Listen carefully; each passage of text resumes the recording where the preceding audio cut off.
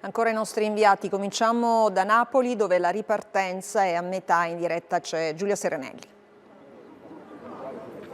Il lungomare di Napoli, lo vedete, le persone sono ancora a passeggio, qui come nelle vie del centro, oggi riapertura dei negozi e questo ha sicuramente incentivato il movimento delle persone, costanti controlli delle forze dell'ordine per evitare assembramenti, dunque anche in Campania giornata di ripartenze, ma la ristorazione qui dovrà aspettare ancora qualche giorno e allora vediamo il nostro racconto. Gli ultimi secondi prima della ripartenza, mascherina e distanza di sicurezza, poi l'applauso. I commercianti del centro di Napoli spezzano il lockdown.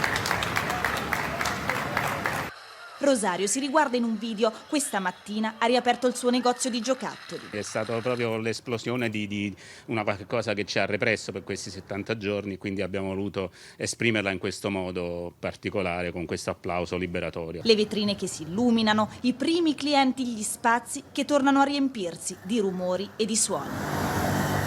Ma mancano ancora le voci dei turisti, dicono i commercianti. Non tutti oggi hanno riaperto, serrande ancora abbassate e botteghe chiuse.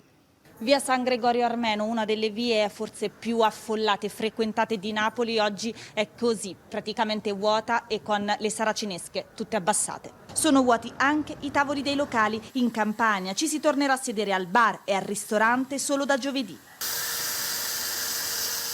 Non faremo servizio ai tavoli all'interno, ma faremo solamente all'esterno. Hanno deciso di aspettare anche alcuni musei, come qui, pochi metri quadrati, che prima accoglievano migliaia di persone al giorno. Non abbiamo ancora una data certa. L'unica certezza potrebbe essere quella di una diminuzione del flusso giornaliero. Su questo non c'è alcun dubbio. E la ripartenza ha un sapore particolare a Bergamo, città